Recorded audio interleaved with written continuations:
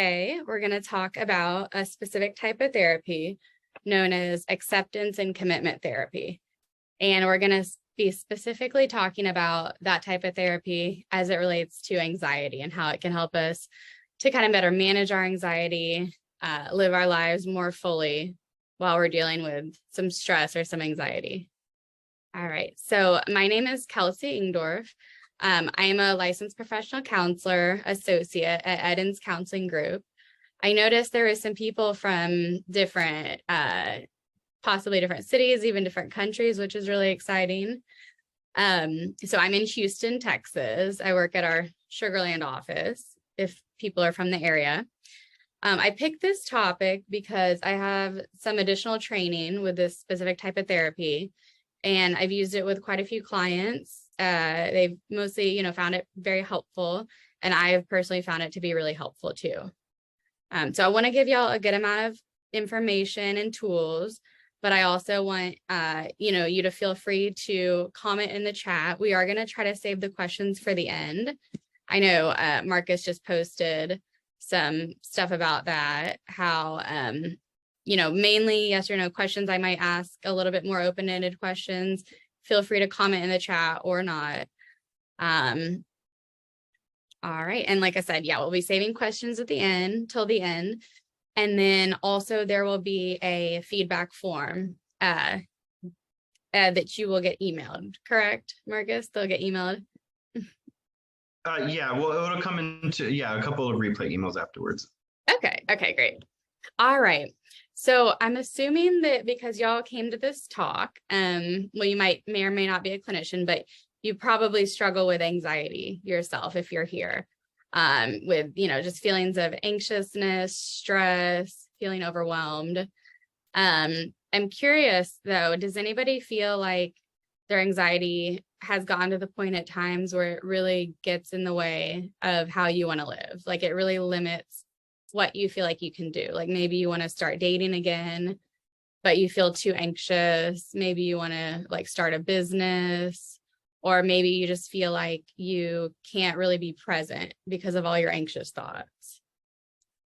So withdraw. Okay. Yeah, for sure. Well, that's a tough one. Absolutely. So hopefully we can help out with a little bit that today. Any and all aspects. Yeah, absolutely. Okay. Oops, sorry.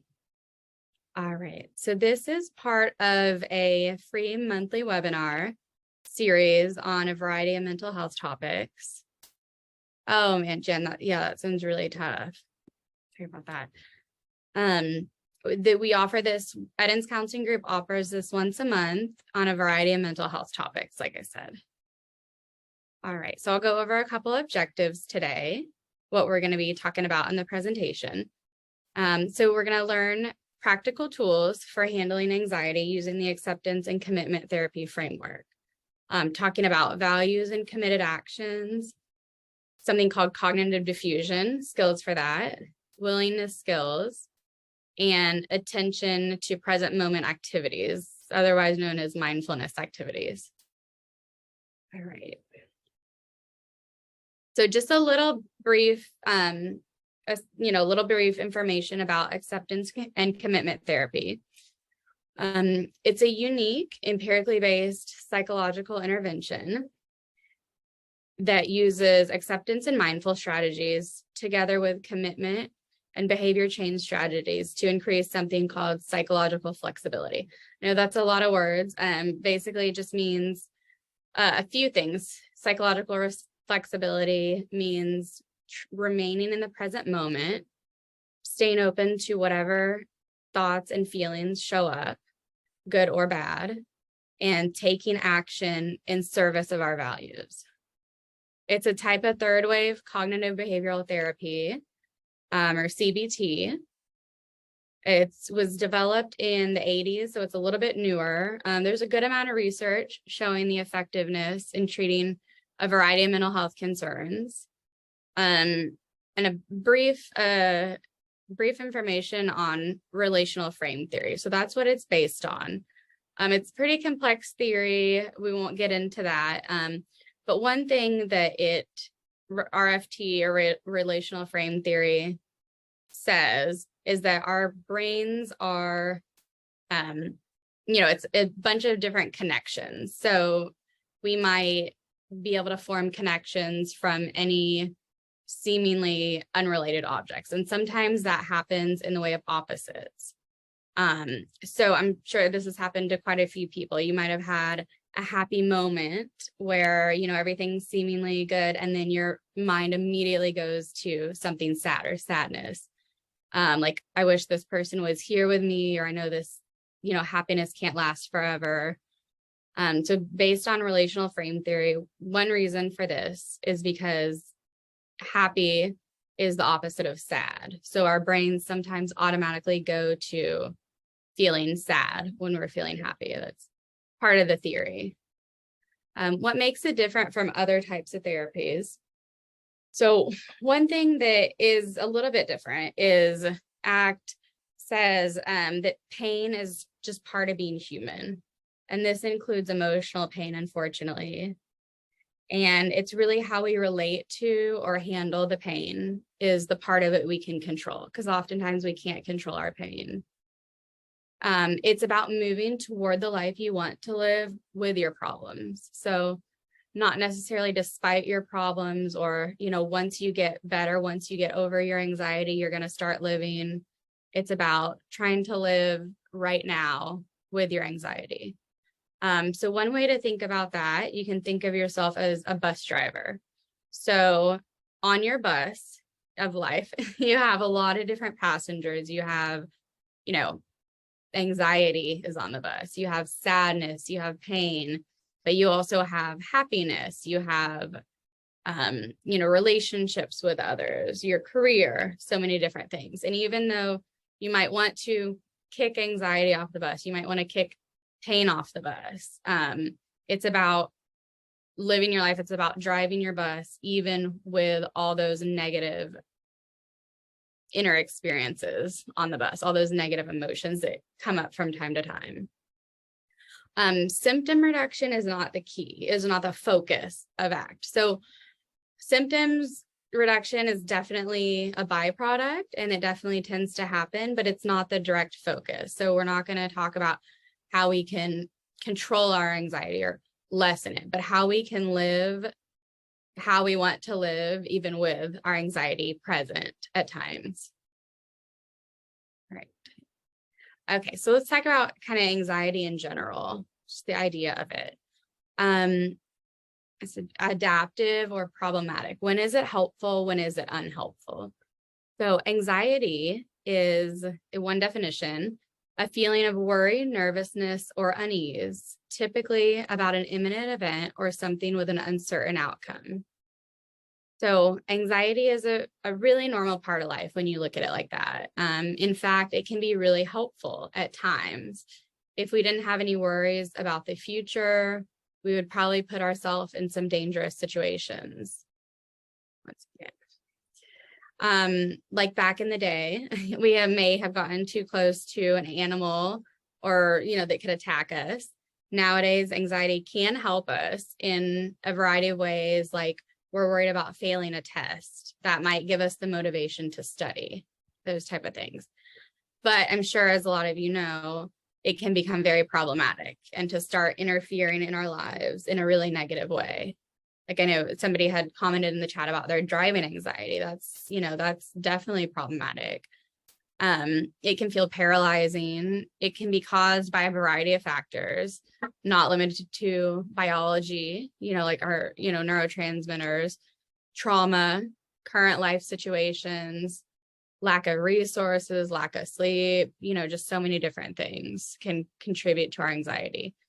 According to ACT, acceptance commitment therapy, one of the major ways that anxiety becomes problematic, they believe, is that the more we attempt to control our negative feelings and the more we're fused with our thoughts, and we'll get into that, more we're pushed around by our thoughts, the more our thoughts dictate our behavior, that they, act in the ACT framework, that's kind of where the problems arise.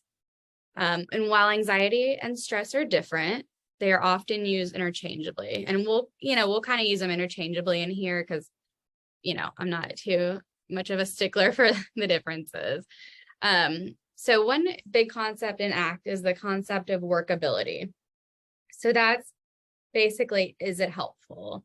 Is what we're doing, what we're thinking, how we're acting, is that pushing us toward the life that we want to live?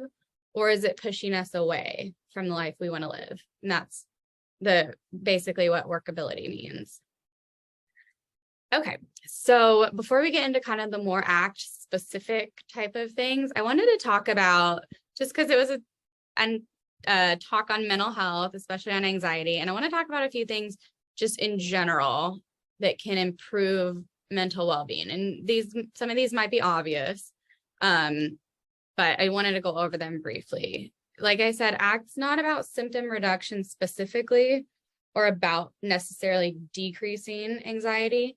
However, there are things we can do to help overall with our mental health that in turn is, possibly or most likely going to reduce our anxiety.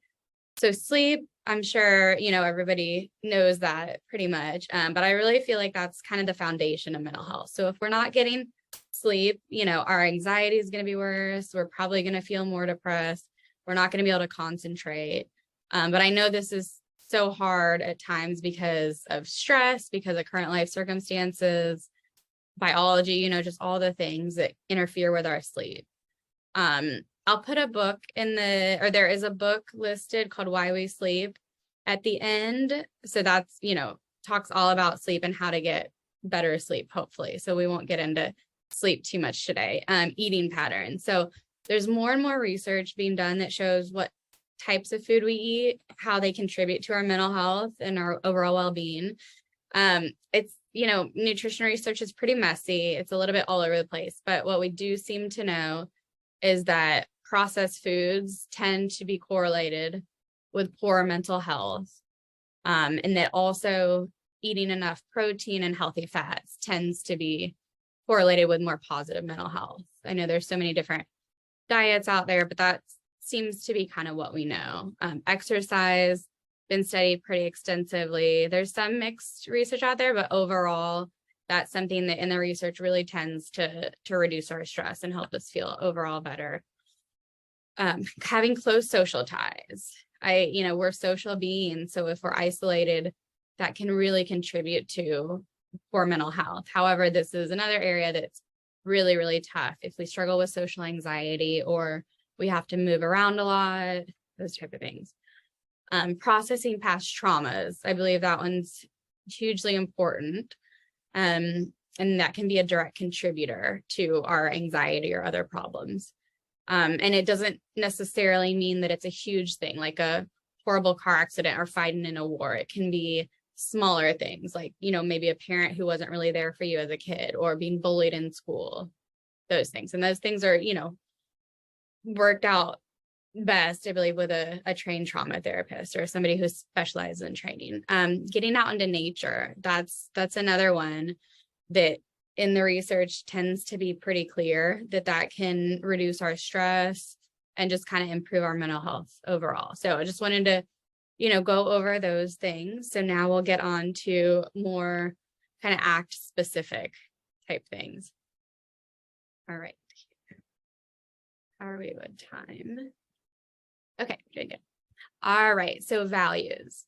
So a huge part of ACT, one of the key parts of it is focusing on our values. So it's how we know where we want to go. They're a way of clarifying our direction and purpose. They're how we decide what is important to us and what's not so important. One way to define values is to think of them like a compass. They're there to guide our behavior on an ongoing basis to achieve goals and live a more meaningful life. So like I said, they're like a compass. They're different from goals. So a goal is something that we can accomplish, like graduating college. Once we accomplish that, we can check it off. It's done. That's behind us. Values are never complete. They're ongoing. So like if we wanted to head to Louisiana, that would be our goal. And our value in that case would be heading east from Texas, heading east. And if we got off track a little bit, all we would have to do is head back east to get back on track to our goal. We can arrive in Louisiana. That's the goal. But we can never arrive east. So in that scenario, east would be the value. So I hope that made sense. All right. And our values may change over time. As we get older, they might become very different. So go ahead and take a look at this list of values. It's certainly not all the values in the world, but it is a pretty good comprehensive list. And what I want us to do is do a little exercise. So go ahead and take a look at this list or any others that come to mind. And if you can, pick out like 3 to 5 that you feel like really resonate with you the most at this current stage of life. So which ones you feel like are really the most meaningful to you. And I'll just give you a few moments to do that. And feel free to put them in the chat, if one comes to you, or even if you just want to pick one.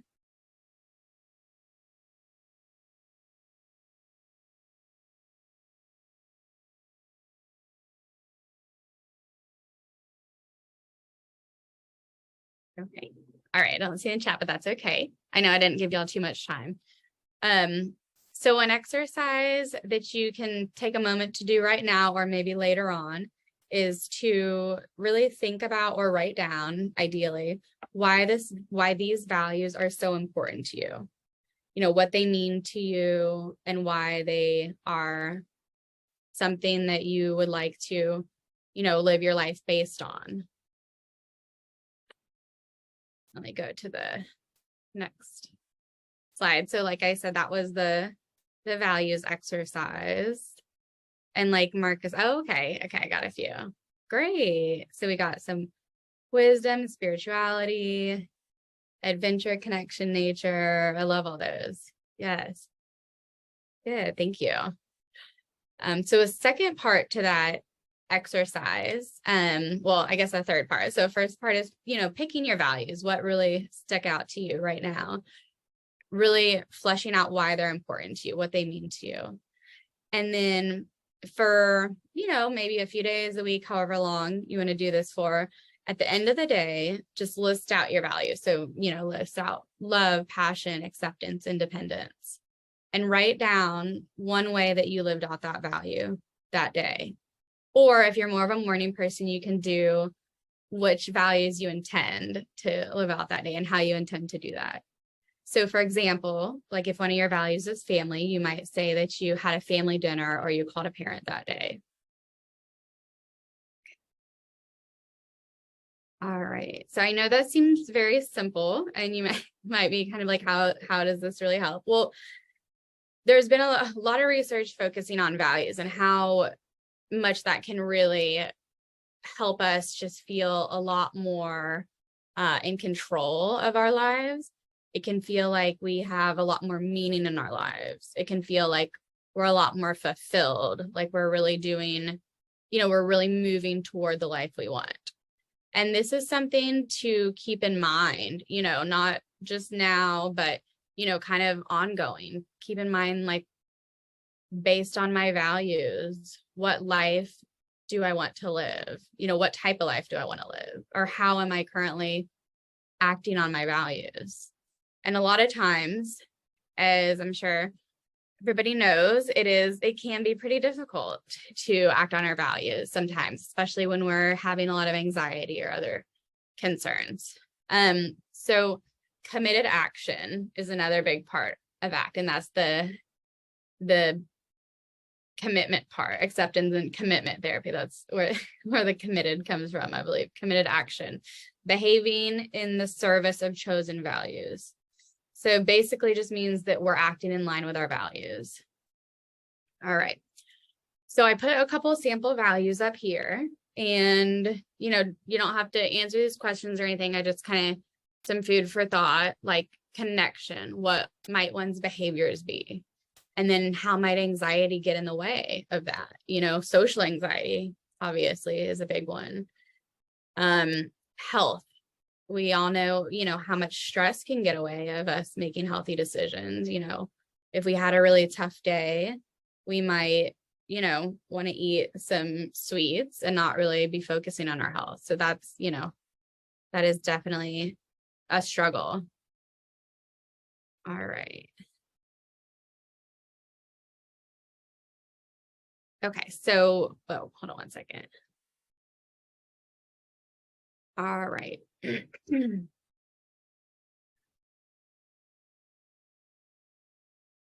we'll go to the next one. Okay, so I know I was talking about, how difficult it is sometimes to live out our values and do the committed actions based on the values, like making the healthy choices if health is one of our values. It can be really tough, especially when we are what is called fused with our thoughts, being hooked by our thoughts, being pushed around by our thoughts.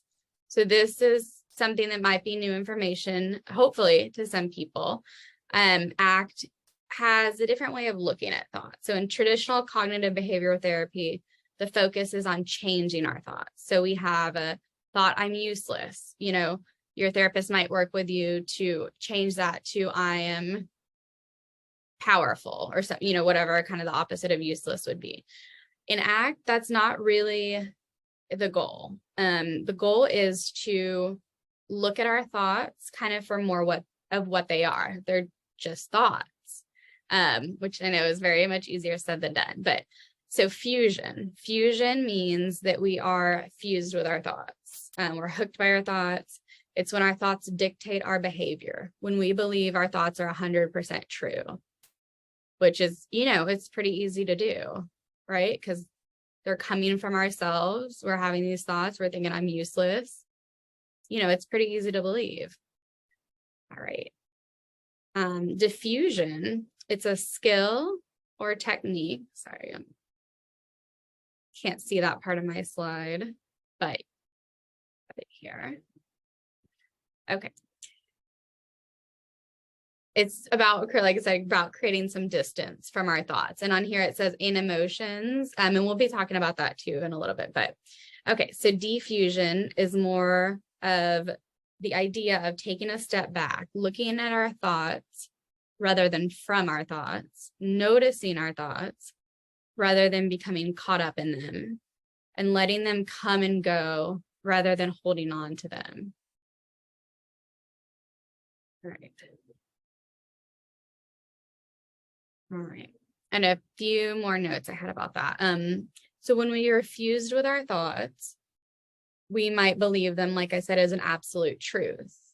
And when we believe them as absolute truth, they're probably going to dictate or rule our behavior. So believing thoughts such as I'm useless is not helpful typically, and not conducive to living the life we want. All right. So how do we do that? How do we get some space from our thoughts? How do we separate, kind of our observing mind from our thinking mind? All right, so here's a couple of diffusion techniques.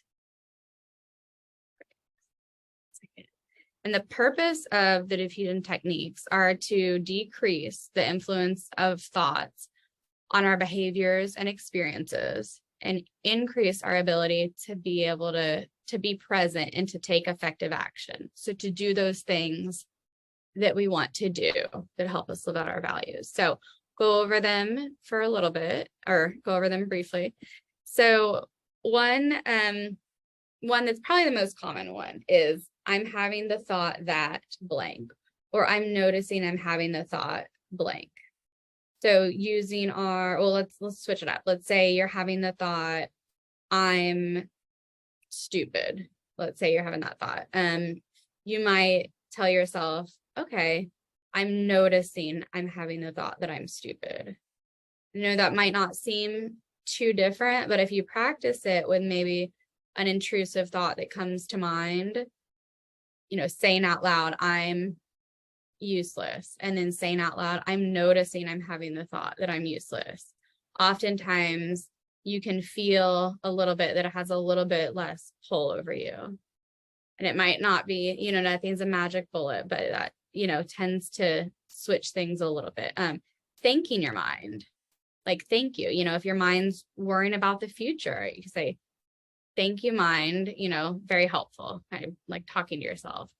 Repeating the word till it loses its meaning is a big one. So with the example, I'm stupid, you could repeat the word stupid for like 30 seconds until it just kind of seems silly or seems like a silly word, and it loses its power a little bit.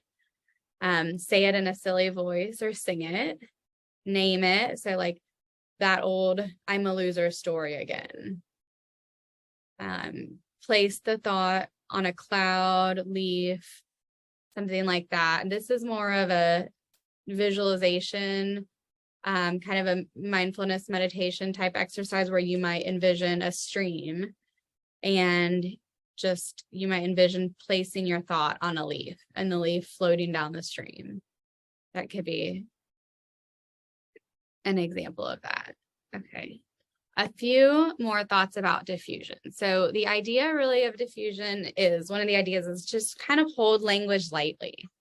Pick and choose when to diffuse. I mean, we have so many thoughts all the time. Our minds are pretty much constantly going. There's absolutely no way we can diffuse from every thought, catch every thought, by any means.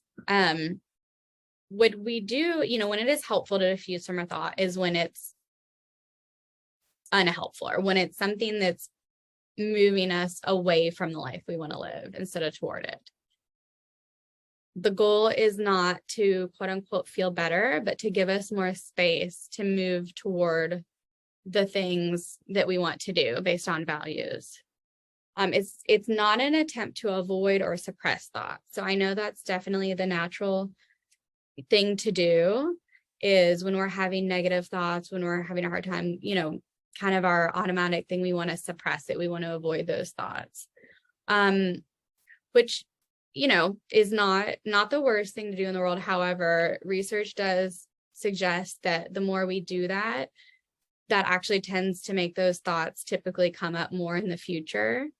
It might help temporarily, but overall, as a long-term strategy, it's not really the most helpful thing to do.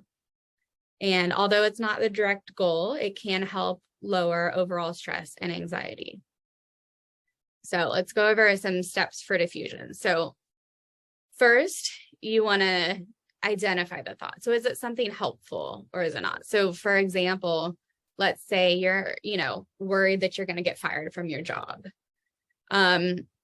Is this thought helpful? Well, maybe in some situations it is, because maybe you're doing something at your job you shouldn't be doing, or maybe you need to work a little bit harder or talk to your boss or something. So that in that situation, it can be helpful. However, if you think you're doing everything pretty much okay, and you just are very worried about, for almost no reason about getting fired, or it's something you really have no control over, then maybe this would be a good thought to try diffusion techniques with. So 2 would be allow yourself to have the thought, ideally without judgment. I know that's something easier said than done, but just kind of notice like, okay, I'm having, I'm going to get fired. And then use the diffusion technique. So for example, you could say, okay, I'm noticing I'm having the thought that I'm going to get fired, or thank you, mind, for telling me that again. And then kind of step 4 and 5, kind of go back to whatever you were doing. I mean, I know this is a hard thing to do at night when we're trying to fall asleep, because there's really not much to get back to what we're doing. And if we use diffusion techniques, the thought might come up again. And you can always diffuse again or use a different technique. And as we know, there's really no magic bullet, unfortunately. Sometimes these techniques work better than other times, but they tend to be pretty helpful for the most part. Okay.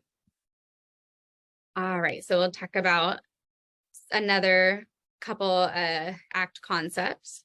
So we're going to talk about something called experiential avoidance versus willingness. So, and I put drop the rope. So drop the rope is a big metaphor in act in acceptance and commitment therapy. And it's really something meant to represent a metaphor for how we struggle with our emotions. So, with anxiety, we feel anxious about something, we try to push it down. It pulls us back a little bit. We push away, it pulls us back. So we're kind of in this tug of war oftentimes with our emotions. And an act, the metaphor is to drop the rope, to try, drop that struggle with that emotion. All right. Experiential avoidance. The definition of that is to attempt to avoid, suppress, or get rid of unwanted private experiences. So like thoughts, feelings, emotions, even when it's harmful, costly, or ineffective to do so. So in the tug of war scenario, this is when we're, kind of pushing away our negative emotions. I guess that's not really a tug of war, we'd be pulling, but I hope you get what I mean. All right. Oftentimes this is what, research tends to suggest, and this is kind of one of the things the ACT framework's based on. Oftentimes, the more we try to control our inner experiences, meaning emotions specifically, the more intense or problematic they become. Experiential avoidance, meaning, again, trying to control, suppress, push down any sadness, any anxiety, any negative emotions, is correlated with many negative outcomes, including higher anxiety, more depressive symptoms, and overall lower quality of life. Even though it seems counterintuitive, that tends to be what the research suggests.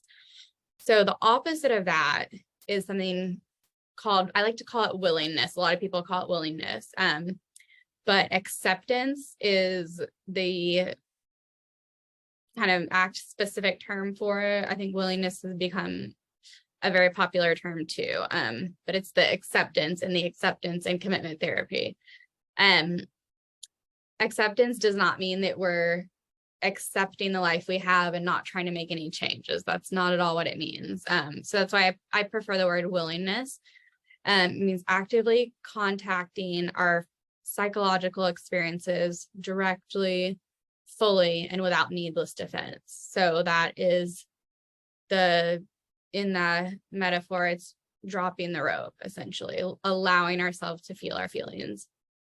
A caveat on that, of course, there are times when avoidance or pushing down our feelings might be helpful, right? I mean, if we're at work, if we're, having to do something, or if something's just we had, just extreme traumatic experiences in the past, that's understandable, until you get with a good therapist to not necessarily open those things up by yourself, or, and it's also the other part of that. You can definitely go too far with willingness too, because it's not adaptive to sit around and feel sad all the time either. So there's definitely all a balance, and we'll get to that. But the key is that always pushing everything away, never allowing ourselves to feel our feelings, or very rarely allowing ourselves to feel our feelings, is correlated with more negative outcomes. So we'll talk about some ways to do that. So ways to practice willingness, ways to help us feel our feelings. Obviously, just kind of allowing ourselves to feel our feelings is one way. But I know that sometimes that's, for me included, that's way easier said than done. A lot of people are so kind of detached from their emotions, they're not even really sure what they're feeling maybe. Or the opposite, they just avoid their emotions because they're just too overwhelming. Okay, so a couple of things that we can do, a couple of kind of controlled things we can do to feel our feelings. One is a body scan. This is a pretty common practice that maybe you've heard of or done yourself. So just kind of mentally scanning your entire body from head to toe or toe to head. Notice what sensations arise, whether like discomfort, tightness, calmness, heat, etc. The key with the body scan when practicing willingness is trying not to change our emotions, not trying to calm ourselves down, but to notice the thing. So it's where that non-judgmental piece comes in, kind of like if we're like a scientist studying what our emotions are, just noticing those things. Turning up the willingness dial. So this is a little bit more to explain, and we are getting a little bit short on time. So I'll try to explain it. So it's something that is limited by time, not intensity. So here's an example of what you could do. You could say, okay, I'm going to allow myself to feel anxious as my body wants to feel. I'm going to allow myself to feel anxious for 10 seconds, 30 seconds, 1 minute. And think of something, again, if it's a lot of trauma, a lot of things happen, that probably wouldn't be the best thing to think of or the best thing to use, but maybe think of something recently that got your anxiety a little bit high. You could use that to try to drum up those emotions. Or maybe you are already in a situation where you're feeling anxious and you just want to allow yourself to be able to have those feelings, but it just feels too scary to just like let yourself feel. So you can set a timer. Imagine you had a dial, in yourself that turned up your anxiety, and just let yourself feel that for X amount of seconds, minutes. And then once that's over, then you can go back to doing whatever you were doing before, maybe even doing something to help yourself relax after that. Visualize the feeling, assigning properties to your feelings, color, shape, size, weight, temperature. That can make it feel a little bit more manageable. So if your anxiety was a color, what color would it be? If it was a shape, what shape would it be? How big would it be? How heavy would it be? Those type of things. Okay, so this worksheet is something that I found recently, and I'm going to link below so you can download it. It's a PDF you can download offline, and it ties together a lot of the things we've been talking about today. I will let y'all kind of look at that on your own. We won't go through it. All right, willingness versus diffusion. Okay, so when I first learned about these things, I felt like they were almost a little bit opposite. So willingness is feeling our feelings fully, and diffusion seems to be pulling ourselves away. But it's really not, not that simple. Neither are attempts to suppress or change our inner experiences. Although you can use diffusion techniques for both thoughts and feelings, because today I was focusing on the thoughts, it's typically more helpful to diffuse from thoughts and unhelpful thoughts and let ourselves feel our feelings. However, there are lots of times where it could be really helpful and beneficial to do those diffusion techniques with our emotions. Like I said, if it just feels like way too overwhelming at the time, or you have to do something, let's say you're at work and you don't want to break down crying, say, I'm noticing that I'm feeling sad. Okay, I'm noticing I'm feeling this, or placing your feelings on a leaf and watching it float by. Right. Both are done with the intent of helping us move toward the life we want. So the diffusion is helping us get a little bit of space from our thoughts that we feel like are bossing us around. And willingness helps us to fully be able to feel like we can tolerate our emotions a little bit more. And again, I know I said it is counterintuitive, but if we can feel our feelings a little bit more, that typically just helps us feel a little bit better overall and move toward the life we want. Focuses on what's adaptive or helpful. Again, nothing's cut and dry. Nothing's like you diffuse, with this, and you are willingness to feel your feelings 10 minutes a day, nothing's that specific. Balance is the key. Like I said, both are done with just trying to help us live the lives we want based on values. Okay. All right. So attention to the present moment is a really big part of ACT as well. That's the mindfulness, essentially. I know, everybody's heard of mindfulness. I think attention to the present moment is a little bit more specific. So our minds tend to live in the past or future. And I was reading online that research suggests our minds are there and then, so not here and now, not in the present moment, 47% of the time, which I actually felt was a little bit low for some people. I feel like a lot of people are probably, not in the here and now the majority of the time. By purposely focusing our attention on the current moment, we can train our minds to become more present. And then this is done in the attempt to move toward the life we want. And I think, not everybody, but I would say, for the majority, people do want to feel a little bit more present.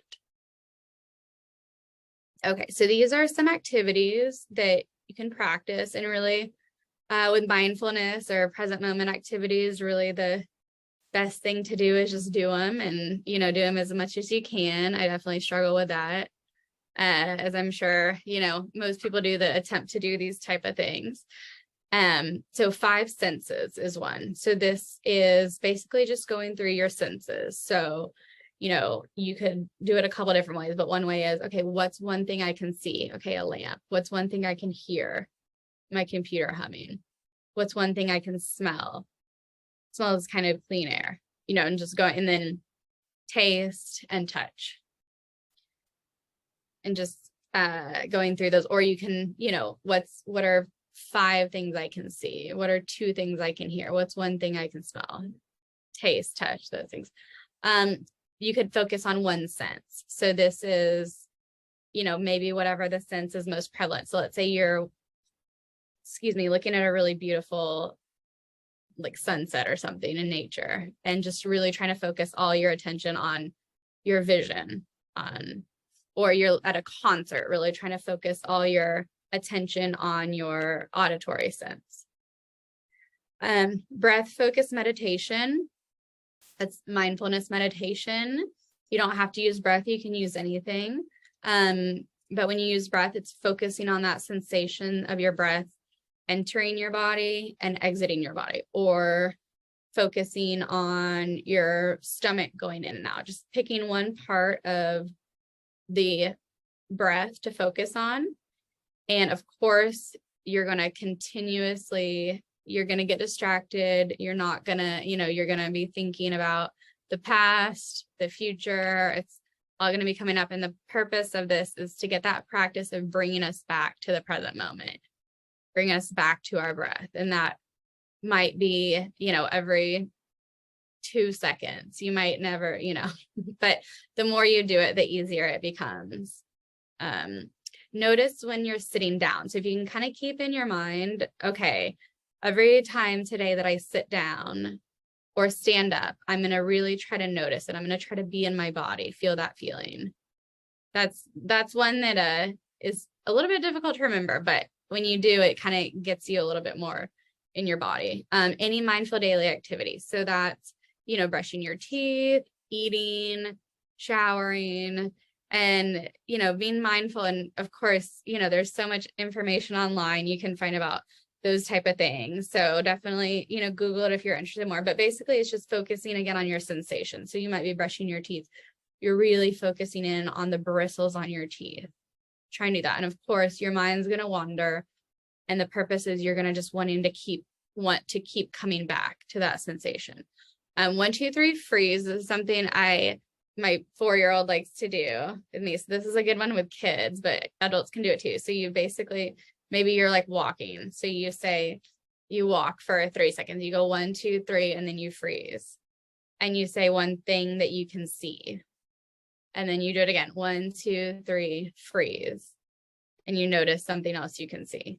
And again, these are just things that keep us, or not keep us, but train our minds to be a little bit more present, be a little bit more able to focus on the things that we want to focus on rather than the things we, don't want to focus on, of course.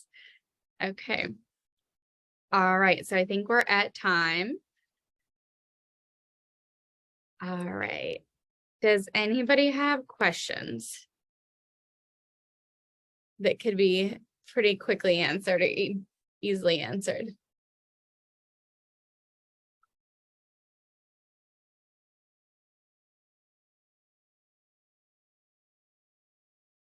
Okay. I'll give you all a few more seconds. Oh, thank you. Stop my mind from going crazy with your thoughts. That is a really tough one with the racing thoughts. You know, it is hard. One of the, I don't know if it's one of the best things, but one thing that I would really suggest with racing thoughts is to try some mindfulness activities. Maybe the leaves on the stream activity. So you can Google that.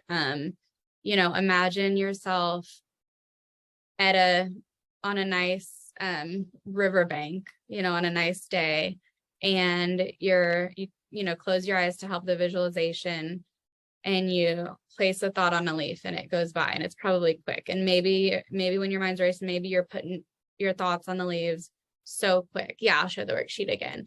I'm going to link it at the end of the slide. Oops. But yeah, here we go. If y'all want to take a screenshot of that. Oh, thank you. So yeah, the racing thoughts is hard because sometimes it's really hard to slow our minds down. But again, maybe with the leaves on a stream or the mindfulness meditation, trying to refocus on the breath, your mind might be going, and just every millisecond you're trying to refocus on the breath. No, that's hard. Yeah, so a lot of stress moving. That's a lot. I mean, it sounds like, you know, that stress is, I'm sure some of that stress is very unhelpful because it's probably not fun to go through, but it also sounds like a lot of that stress. Yeah. Okay. Not a lot of money. Yeah. It sounds like some of that stress is could be pretty motivating though. You know, motivating to, sounds like there's a lot of actions that you could take for that. But I mean, that's really stressful when you don't have a lot of money. Yeah. That is so tough. I wish there was an easy answer for that or a quick fix for that. But I mean, that sounds like just a really, really stressful situation. Yeah. Yeah. Does anybody else have any questions about like anything that maybe they're confused about or wanting clarification on?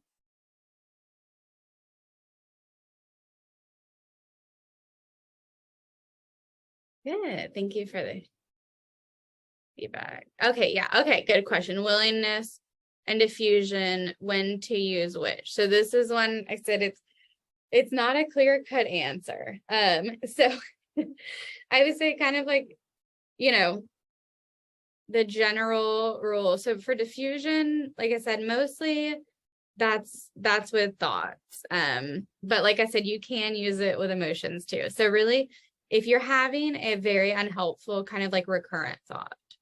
So because like I said, our minds are always going. But if we have something that's very recurrent, that's really bothersome to us, that keeps coming up and it's not helpful, that's something that you could try the diffusion techniques with and see if that helps you.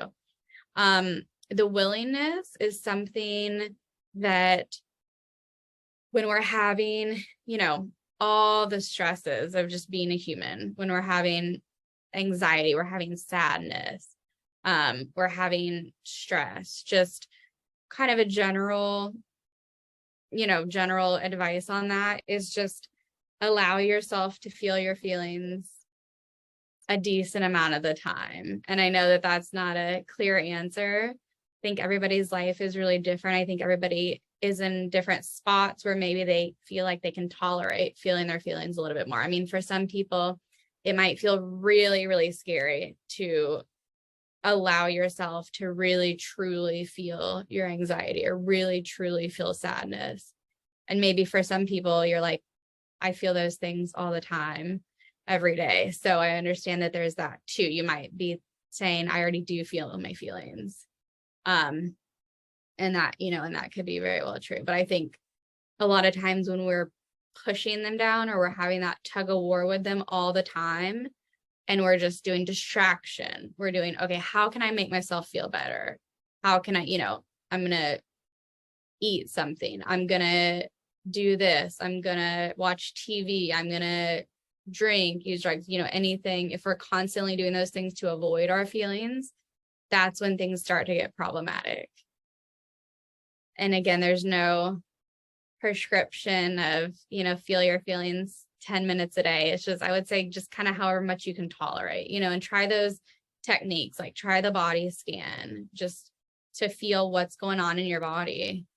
Try the willingness down, and you can Google that. I believe it is in one of the books that I put at the end. But anyways, yeah, turning up the willingness out. If you feel like that's doable for you, to sit down and say, okay, for 1 minute, I'm going to just allow myself to feel my anxiety without judgment. Like it's not going to kill me, to feel it. But again, there's caveats to that. I know everybody's in a different situation. I know that a lot of times it can feel a lot more overwhelming than others. Okay. So, a little bit about me. Big self-confidence technique. Yeah, for sure. Diffusion technique. So there's a book I listed at the end, called The Confidence Gap by Russ Harris. I really recommend that on self-confidence. But absolutely, as far as confidence, self-doubt, those are good things to try to diffuse from. Use those techniques and see how they work for you. So my name's Kelsey Engdorf. I'm an LPC Associate. I see adolescents, teens, adults, couples in person in Sugar Land, which is right outside of Houston, or virtual. And that's my email address. Feel free to email me. For more information about our practice, you can call or text those numbers. We have a really good website. And here's the resources. So we'll stay on that for a minute. So if you play it back on YouTube, you can just, pause right here. So there's a couple books by Stephen C. Hayes. He's the one who created ACT, a couple websites, the Willingness and Action Plan worksheet. You can just Google Willingness and Action Plan, and that'll probably pop up. Why We Sleep. Oh, the Mindfulness and Acceptance Workbook for Anxiety. If that's something you're really struggling with, anxiety, I would definitely check that book out. That's on, Amazon, wherever. So, okay. And like Marcus said, in the chat, don't forget to fill out the feedback form. So he put a link, and again, I believe that will be emailed out to everybody who RSVP'd. All right. Well, let's see here. I think oh, okay, good. We're still at time. All right. Well, thank y'all so much. I am so happy that everybody came today. It's definitely nice to be able to put this together. I really like all this stuff. Like I said, it's helped me personally. I mean, nothing's a quick fix. Nothing fixes everything, but I have found this to be really helpful. So I'm just really happy to be able to share it with everybody. I'm so happy y'all were able to come, and thank you for, the comments and the nice thoughts. It'll be posted to our YouTube channel.